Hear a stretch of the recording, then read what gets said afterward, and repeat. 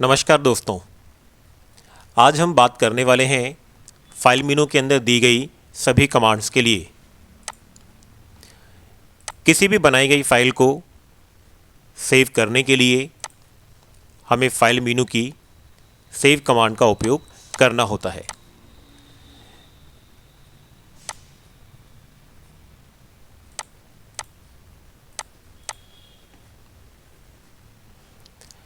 इसके लिए हमें फाइल मेनू पे जाना होगा और सेव कमांड पर क्लिक करना होगा। यहाँ पर ध्यान देने वाली बात है कि हम सेव कमांड पे क्लिक करेंगे लेकिन सेव एज का विंडो ओपन होगा। नई फाइल को सेव करने के लिए हमेशा सेव एज का विंडो ही ओपन होता है। इसे विंडो या डायलॉग बॉक्स भी कहा जा सकता है। सेव एज के इस डायलॉग बॉक्स में हमें यहाँ पर फाइल का नाम डालना होगा।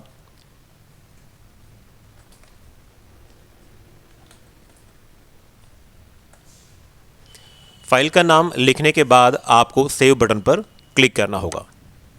सेव एज कमांड के द्वारा दो कार्य किए जाते हैं। पहला कार्य अभी हमने देखा, नई फाइल को सेव करना। दूसरा कार्य होता है किसी भी पुरानी फाइल की डुप्लीकेट कॉपी या एक कॉपी और बना देना। जब फाइल सेव हो जाती है तो ये हमें टाइटल बार में कुछ इस तरीके से दिखाई देगी। आप देखेंगे फाइल का नाम हमने नोवेल्टी दिया है। अभी इसी फाइल की हमें एक कॉपी और बनानी है, तो इसके लिए हम फाइल मेनू पे जाएंगे और अब सेव एज पर क्लिक करेंगे। तो सेव एज का दूसरा कार्य होता है डुप्लीकेट कॉपी बनाना। सेव एज कमांड पे क्लिक करने के बाद हम यहाँ पर फाइल का कोई भी नया नाम डाल देंगे।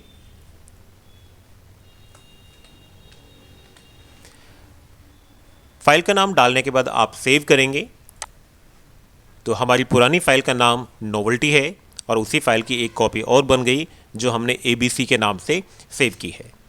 तो सेव एज कमांड के द्वारा दो कार्य किए जाते हैं। पहला कार्य नई फाइल को सेव करना और दूसरा कार्य किसी भी पुरानी फाइल की डुप्लीकेट कॉपी बना देना। जब फाइल को नाम दे दिया जाता है मतलब वो सेव हो गई है तो वह फाइल पुरानी हो जाती है। किसी भी पुरानी फाइल में एडिट करके उसी फाइल में सेव करने के लिए सेव कमांड का उपयोग किया जाता है। हम इस फाइल की कॉपी नहीं बनाना चाहते और फाइल नई भी नहीं है। हम इसी फाइल में कुछ बदलाव करके वो इसी फाइल में सेव करना चाहते हैं। जैसे मैंने यहाँ पर कुछ शेप्स बनाई और बनाई गई शेप्स ABC फाइल के अंदर ही मैं सेव करना चाहता हूँ, तो उसके लिए हमें फाइल मेनू पे जाना होगा और सेव कमांड पर क्लिक करना होगा। फाइल को सेव करने के लिए हम शॉर्टकट की Ctrl+S का भी उपयोग कीबोर्ड से कर सकते हैं। तो जब हमने सेव कमांड पे क्लिक किया तो आपने देखा फाइल को कोई नाम हमें नहीं देना पड़ा क्योंकि ये पहले से ही सेव है और हमने इसकी कॉपी भी नहीं बनाई। जो भी बदलाव अभी हमने फाइल के अंदर किए वो ABC फाइल के अंदर ही सेव हो जाते हैं। सेव एज कमांड के द्वारा हम फाइल को अलग अलग एक्सटेंशन नेम में भी सेव कर सकते हैं।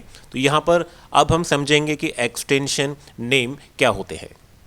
जब किसी सॉफ्टवेयर में फाइल को सेव किया जाता है तो फाइल का नाम यूज़र के द्वारा दिया जाता है, लेकिन फाइल के नाम के आखिर में 3-4 अक्षर का एक नाम और सेव हो जाता है जिसे एक्सटेंशन नेम कहा जाता है। जैसे अभी जो फाइल हमने सेव की उस फाइल का नाम ABC हमने कीबोर्ड के द्वारा दिया। ABC फाइल यूज़र के द्वारा दिया गया था, लेकिन ABC फाइल के आखिर में .bmp या .png नाम सॉफ्टवेयर के द्वारा जोड़ दिया गया। तो फाइल का नाम हुआ ABC और एक्सटेंशन नेम का नाम हुआ PNG। एक्सटेंशन नेम सभी सॉफ्टवेयर में अलग अलग ऐड होता है। पेंट ब्रश में हमें सुविधा दी गई है कि हम फाइल को सेव करते समय 4 एक्सटेंशन नेम में सेव कर सकें: PNG, JPEG, BMP, GIF।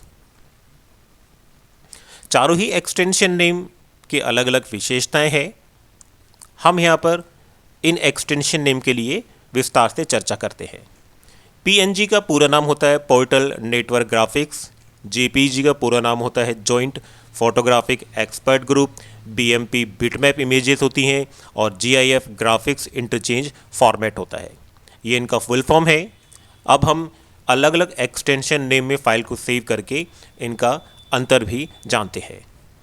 हम सबसे पहले सेव एज कमांड का उपयोग करेंगे और फाइल को सेव करने वाले हैं हम JPEG एक्सटेंशन नेम में।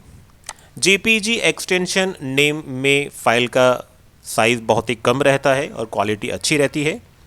हम फाइल को सेव कर रहे हैं डेस्कटॉप पर, तो यहाँ पर फाइल का नाम मैंने 123 दिया और फाइल का नाम 123 देंगे जब हम, तो उसके नीचे देखेंगे यहाँ पर सेव एज टाइप में JPEG एक्सटेंशन लिखा हुआ आ रहा है और हम फाइल को सेव कर देते हैं।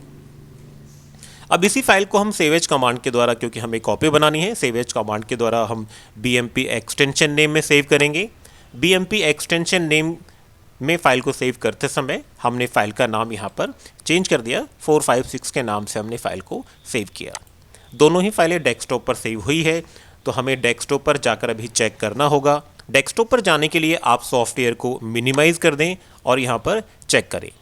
पहली फ़ाइल जो थी हमारी वो JPEG एक्सटेंशन नेम में सेव की गई थी, तो अभी जब यहाँ पे माउस पॉइंटर हमने रखा तो आप देखेंगे आइटम टाइप में JPEG फाइल का एक्सटेंशन नेम दिखा रहा है और साइज़ दिखा रहा है 113 किलोबाइट।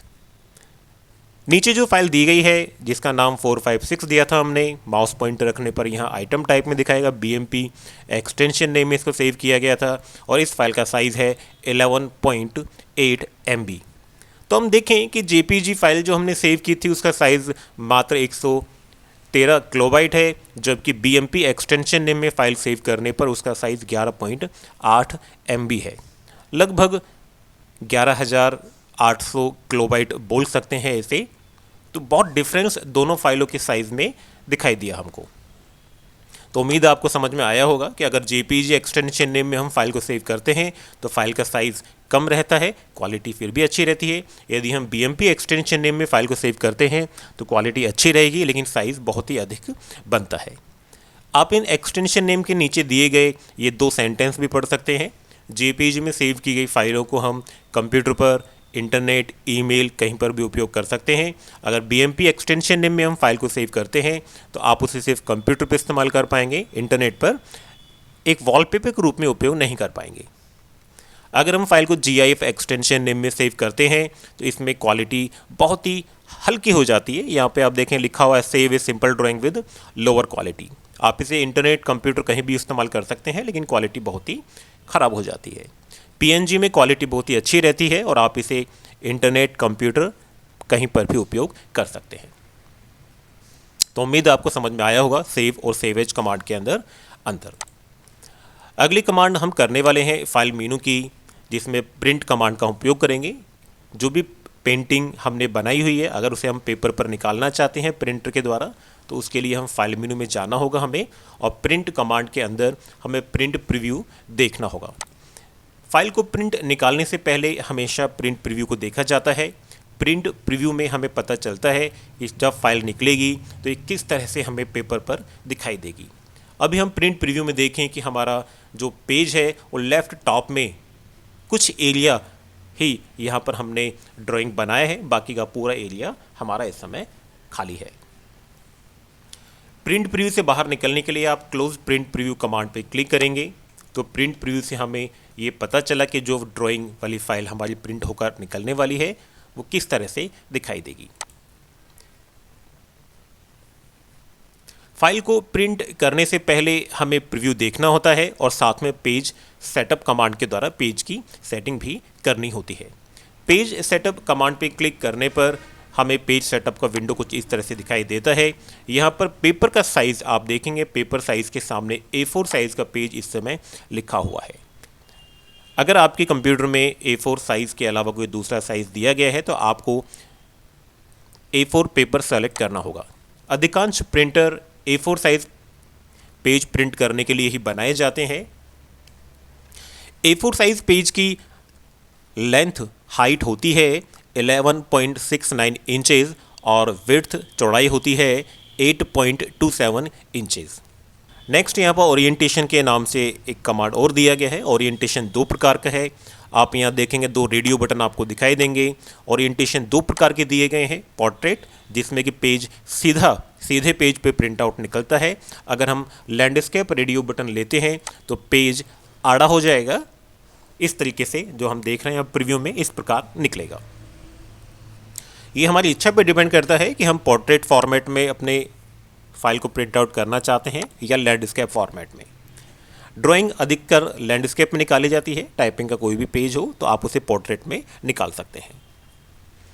नेक्स्ट मार्जिन है। यहाँ पर पेज के चारों तरफ जो खाली जगह छोड़ी जाती है उसे मार्जिन कहा जाता है। मार्जिन वाला एरिया प्लेन निकलता है, इसमें कुछ भी प्रिंट आउट नहीं होता।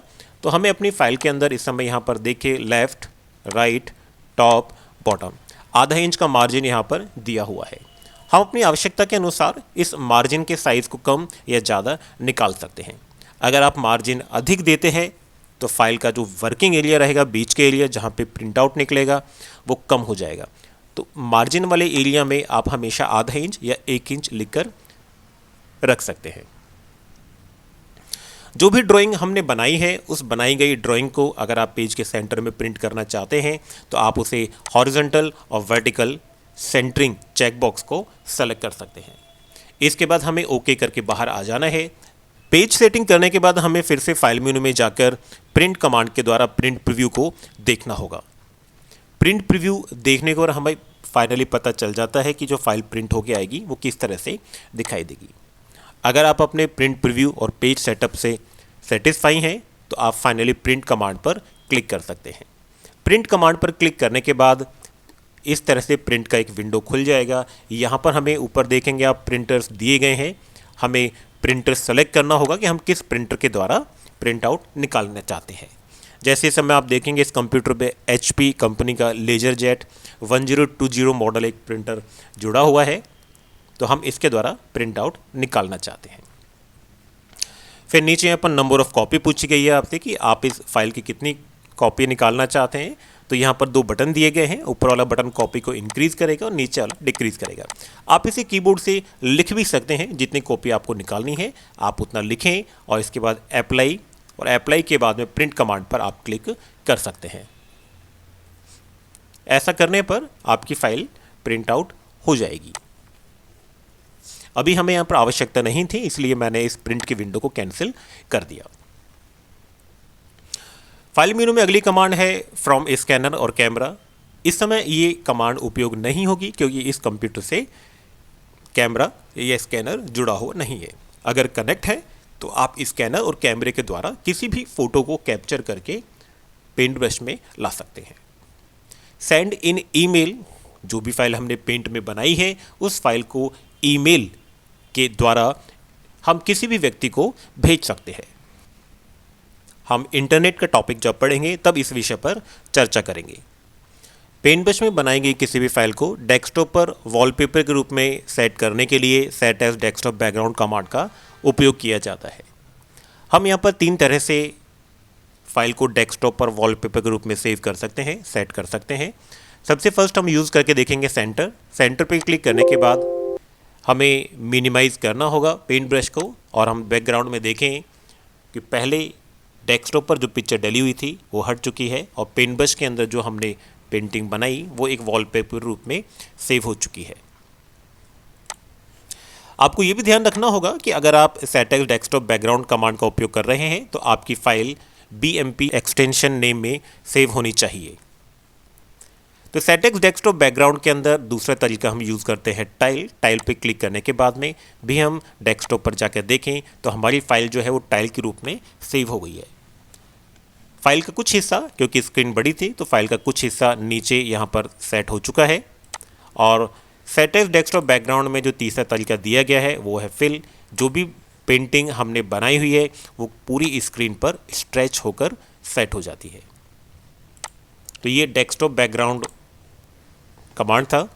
नेक्स्ट कमांड है प्रॉपर्टी कमांड में हम देखेंगे कि अभी जो फाइल हम उपयोग कर रहे हैं उस फाइल की हाइट और विड्थ कितनी है। यहाँ पर विड्थ दी गई है 14.88 और हाइट दी गई है 6.39 इंचेस। इस समय जो मेजरमेंट है ये इंच में दिया गया है। आप इसे सेंटीमीटर में भी बदल कर देख सकते हैं या फिर पिक्सल्स में भी बदल कर देख सकते हैं। अभी जो फाइल हम यूज़ कर रहे हैं ये इस समय कलर्ड यूज़ आ रही है। अगर आप इसे ब्लैक एंड वाइट करना चाहते हैं तो ब्लैक एंड वाइट वाले रेडियो बटन पर क्लिक करके आप ओके कर सकते हैं। ऐसा करने पर फाइल के अंदर कुछ कलर लॉस होंगे, तो बेहतर है आप कलर रेडियो बटन को ही चूज करके ओके कर लें। यहाँ पर जो फाइल की हाइट और विड्थ दी गई है आप इसे बढ़ा भी सकते हैं और कम भी कर सकते हैं। नेक्स्ट अबाउट पेंट है। अबाउट पेंट कमांड पे क्लिक करने के बाद हम देख पाएंगे कि हम कौन सा ऑपरेटिंग सिस्टम इस्तेमाल कर रहे हैं। यहाँ पर विंडोज़ 10 ऑपरेटिंग सिस्टम उपयोग किया जा रहा है। इस हेल्प का कोई उपयोग नहीं होता, आप इसे ओके करके बाहर निकल सकते हैं। और लास्ट कमांड दिया गया है फाइल मेनू के अंदर एग्जिट कमांड। एग्जिट कमांड के द्वारा भी आप पेंट सॉफ्टवेयर से बाहर निकल सकते हैं। किसी भी सॉफ्टवेयर से बाहर निकलने के लिए 4 तरीके यूज़ किए जाते हैं। आप टाइटल बार के राइट साइड में क्लोज बटन देख रहे हैं, आप इस पर क्लिक कर सकते हैं पेंट से बाहर निकलने के लिए। दूसरा तरीका अभी हमने पढ़ा, फाइल मेनू के अंदर एग्जिट कमांड दी गई है। तीसरा तरीका स्क्रीन के लेफ्ट टॉप में एप्लीकेशन विंडो बॉक्स दिया गया है, जब आप इस पर क्लिक करेंगे तो आपको क्लोज बटन दिखाई देगा। और चौथा तरीका आपको कीबोर्ड से उपयोग करना होगा, Alt+F4 फंक्शन की दबाकर भी आप पेंट सॉफ्टवेयर को बंद कर सकते हैं। तो पेंट ब्रश इसी के साथ हम समाप्त करते हैं। अगर आपको वीडियो पसंद आया हो तो आप लाइक, शेयर और चैनल को सब्सक्राइब कीजिएगा और किसी भी सुझाव के लिए कमेंट बॉक्स का उपयोग करें। धन्यवाद।